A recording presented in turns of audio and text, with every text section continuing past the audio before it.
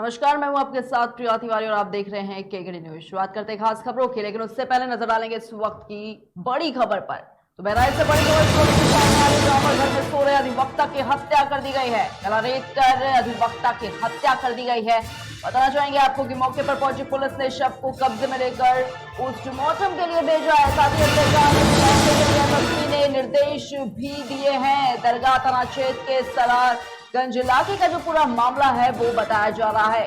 तो बड़ी खबर लगातार इस वक्त की हम आपको बता रहे हैं, जहां पर गला रेत कर अधिवक्ता की हत्या कर दी गई और इस घटना से पूरे इलाके में सनसनी फैल गई है। लगातार बहराइच से बड़ी और अहम खबर है, जहां पर घर में सो रहे अधिवक्ता की हत्या कर दी गई और इस घटना से पूरे इलाके में हड़कंप मचा हुआ। मौके पर पहुंची पुलिस ने शव को अपने कब्जे में लिया है। साथ ही हत्याकांड के खुलासे के लिए एसएसपी ने निर्देश भी दिए हैं। दरगाह थाना क्षेत्र के सलारगंज इलाके का जो पूरा मामला है वो बताया जा रहा है।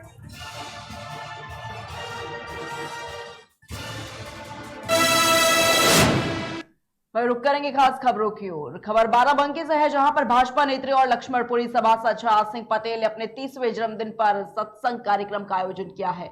साथ ही महिलाओं को संबोधित भी किया है। भाजपा नेत्री छाज पटेल ने अपने आवास से पदयात्रा निकाली है और समस्त वार्ड का भ्रमण भी किया है।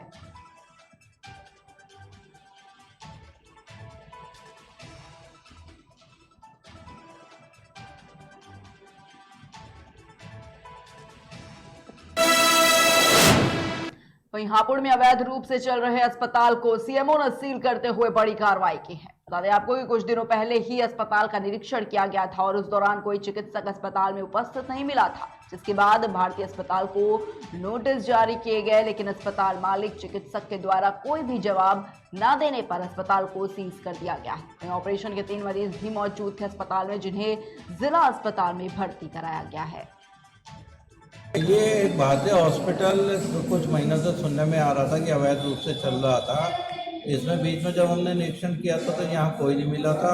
अभी 4 दिन पहले हमने इसको नोटिस दिया था अपने कागज़ वगैरह दिखाने को, लेकिन इसके द्वारा कागज़ नहीं दिखाए गए। आज सुबह ही हमें सूचना मिली कि यहाँ पे ऑपरेशन आदि का कार्य भी हो रहा है। जब हम लोग यहाँ इस चीज़ को देखने आए तो हमें यहाँ 3 ऑपरेशन के मरीज मिले। एक का परसों ऑपरेशन हुआ था और 2 के रात को ही ऑपरेशन हुए थे, जबकि इसके यहाँ कोई भी सर्जन रजिस्टर्ड नहीं था। और इसके द्वारा बताया गया है कि इन्होंने रजिस्ट्रेशन वगैरह के लिए अप्लाई किया हुआ है। इस चीज़ को हम लोग जांच करेंगे। सर, बताया जा रहा कि इसमें कुछ एक्सपायरी दवाई नहीं है। हाँ, एक इंजेक्शन था जो इसी महीने एक्सपायर हो रहा था, किंतु अब ये नहीं पता कि उसको यूज़ किया गया नहीं, क्योंकि नॉर्मल वो ज़्यादा यूज़ करने के लिए नहीं होता। उसके बारे में भी हम लोग जाँच। इसका आगे क्या कार्रवाई होगी? अब इस पे इससे कागज़ मांगे जाएंगे, यदि इसके द्वारा कागज़ दिखा दिए गए तो फिर उसके अनुसार। वहीं प्रयागराज के फूलपुर तहसील परिसर में वाहन स्टैंड के नाम पर अवैध वसूली की जा रही है। बताना चाहिए कि अवैध वसूली को लेकर पत्रकारों से झड़प भी हो गई।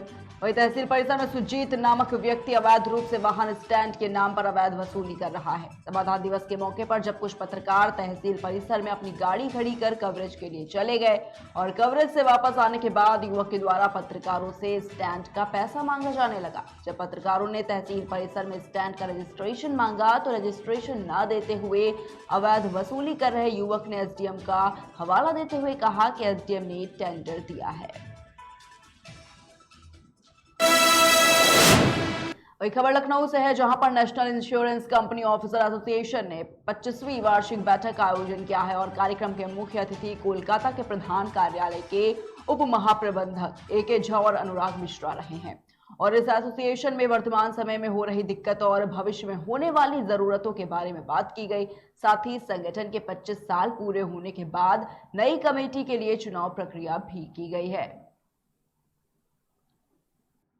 क्षेत्र में 4 बीमा कंपनियां हैं, नेशनल इंश्योरेंस, न्यू इंडिया और बाकी 2 यूनाइटेड ओरिएंटल करके। हमारा प्रधान कार्यालय कलकत्ते में है और अग्रणी सरकारी कंपनियों में हम नेशनल इंश्योरेंस हैं। पिछले 3-4 सालों से बाजार की स्थिति और उसका वितरण की प्रणाली में ढेर सारे बदलाव हुए हैं। तकनीकी में भी परिवर्तन हुए हैं, मार्केट बाजार की अर्थव्यवस्था भी बदली है। इन सब 4 चीज़ों से थोड़ी सी एक चुनौतीपूर्ण दौर से हम गुजर रहे हैं। हमारे ओनर और रेगुलेटर जो है मिनिस्ट्री और IRDA की तरफ से भी कुछ कदम उठाए जा रहे हैं। अनिश्चितता का एक माहौल है, लेकिन हम 115 साल पुरानी कंपनी है, 1906 की कंपनी है, तो हमें आशा नहीं, पूर्ण विश्वास है कि हम इस चुनौती भरे वातावरण को भी हम एक बार फिर से उसका सामना करेंगे और आगे बढ़ेंगे। उत्तर प्रदेश के अधिकांशतः सारे ऑफिस इस क्षेत्रीय कार्यालय के अधीन आते हैं और यहाँ के पूरे उत्तर प्रदेश के इस भाग के जो कार्यालय के प्रमुख हमारे साथ हमारे उप महाप्रबंधक अनुराग मिश्र हैं। तो ये अफसरों का संगठन है, चूंकि अफसरों की एक अहम भूमिका रहती है इस कंपनी के क्रियाकलापों का कार्यान्वयन करने में, तो उनके संगठन की ये 25वीं बैठक, आम सभा बैठक हो रही है। कोई भी संगठन चलता है उसके सदस्यों के हितों की रक्षा करना, छोटे स्तर पे अगर माइक्रो लेवल पे देखा जाए तो उसके संगठन सदस्यों के हितों की रक्षा करता है, और सदस्यों के हितों की रक्षा तब तक नहीं होगी जब तक उस कंपनी के, उस उद्योग के हितों की रक्षा हो। तो शॉर्ट टर्म में छोटे तौर पे देखा जाए तो अपने सदस्यों की हितों एक खबर उन्नाव से है, जहां पर उन्नाव से कानपुर और कानपुर से उन्नाव जाने वाले लोगों को ऑटो टैक्सी का इंतजार अब नहीं करना पड़ेगा। इस रूट पर ही बसों का संचालन सांसद साक्षी महाराज ने हरी झंडी दिखाकर शुरू कर दिया है। बस से सफर करने वाले लोगों के लिए कई स्टॉपेज भी बनाए गए हैं, लोग कम समय में अपना सफर पूरा कर सकेंगे। उन्नाव कानपुर प्रशासन से वार्ता के बाद Kanpur city transport services limited की 1 दर्जन ई बसों को चलाने का निर्णय लिया गया है।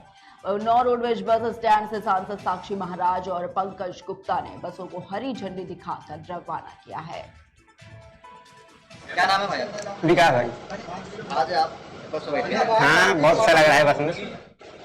पहली बार बैठे हैं? हाँ, इलेक्ट्रिक बस तो पहली बार है हमारा। तो कहाँ जा रहे हैं आप? कानपुर। तो इससे आसानी हुई है कि नहीं हुई? हाँ, तो काफी तो अच्छा है इससे तो। अदर से तो अच्छा है, बेस्ट है। बड़ा चौराहा से उन्नाव तक चलेगी और उन्नाव से बड़ा चौराहा और घंटाघर होकर के आयरवा डिपो चली जाएगी। इसमें 26 सीटें हैं और 2 विकलांग सीटें लगी हुई हैं। ये 100% इलेक्ट्रॉनिक बस है और वातानुकूलित। वहीं खबर कौशाम्बी से है, जहां पर एक पिता ने अपनी 2 साल की मासूम बच्ची को पटक पटक के मौत के घाट उतार दिया है। इस घटना से परिजनों में कोहराम मच गया।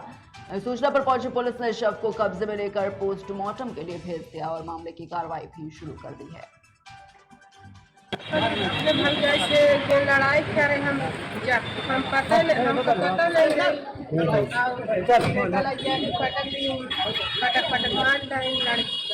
को मारी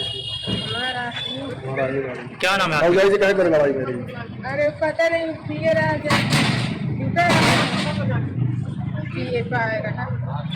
पहले अपने भौजाई के खूब मारी से को नहीं भौजाई के मार के औरत के मार, औरत से छनाई के अपन पाटा जोर जोर बोल। कौन पड़ती थी? वो के बाप लड़का दे क्या नाम है? इंदर जी के नाम। अपने बिटिया के मार दे। हाँ, क्या लड़का है? लड़के 3 लड़का क्या लड़की एक खाता में 2 छो है।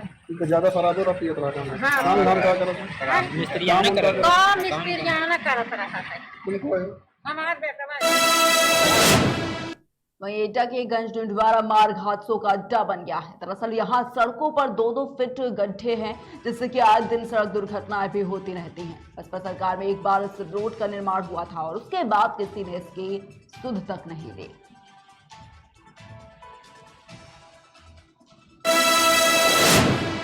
वहीं खबर मध्य प्रदेश के छतरपुर जिले से है, जहां पर खजुराहो के सांसद और भाजपा प्रदेश अध्यक्ष विष्णुदत्त शर्मा ने खजुराहो नगर के बस्ती चौराहे पर महाराजा छत्रसाल की प्रतिमा का अनावरण किया है। साथ ही करीब 4 करोड़ के विकास का लोकार्पण और भूमि पूजन भी किया है। विद्याधर तिराहे पर स्वामी विवेकानंद की प्रतिमा का अनावरण किया गया और साथ ही 3 पार्कों और सड़कों का भी लोकार्पण किया गया है।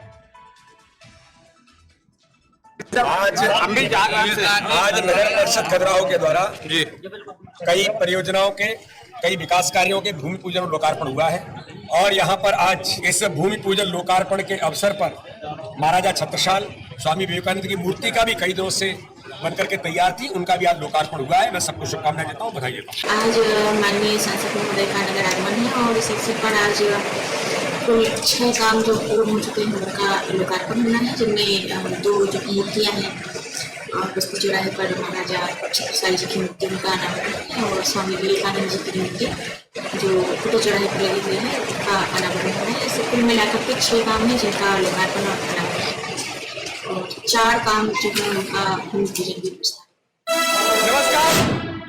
वही खबर मध्य प्रदेश के पन्ना जिले से है, जहां पर बनवासी राम कथा के पहले दिव्य दरबार का आयोजन किया गया है। बागेश्वर धाम के पीठाधीश्वर पंडित धीरेन्द्र शास्त्री ने भक्तों की समस्याएं भी सुनी और दिव्य दरबार में भक्तों का जनसैलाब भी उमड़ा नजर आया है। साथ ही कार्यक्रम में भंडारे का भी आयोजन किया गया है।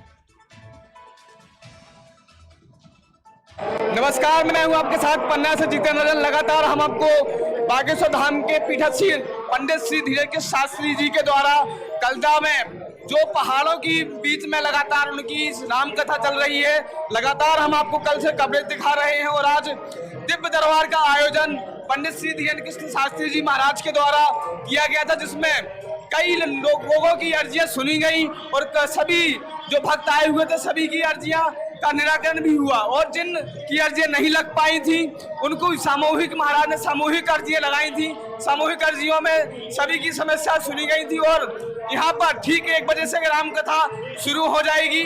आज सुबह 10 बजे से 12:30 बजे तक दिव्य दरबार का आयोजन किया गया था। दिव्य दरबार में कई लाखों की संख्या में भक्त यहाँ पर पहुंचे थे और अब ठीक 1 बजे से राम कथा का आयोजन किया जाएगा पंडित श्री धीरेन्द्र शास्त्री जी महाराज के द्वारा, जिसमें यहाँ पर कई लाखों की तादाद में भक्त पहुंच रहे हैं और भंडारे की व्यवस्था भी की गई है। जो भक्त बहुत दूर दूर से आते हैं वो उनकी खाने की व्यवस्था नहीं हो पाती है, उनके लिए महाराज जी के द्वारा यही बगल बाजू में पंडाल के राम कथा के बाजू में जो है तो यहाँ भंडारे का आयोजन किया गया है, जो सभी भक्त यहाँ पर आकर के प्रसाद ले सकते हैं। मैं अपने कैमरामैन से आऊंगा किस भीड़ को दिखा किस तरीके से भीड़ लगी हुई है और यहाँ लगातार लाखों की संख्या में भक्त पहुँचते हैं और महाराज जी की कथा को सुनते हैं।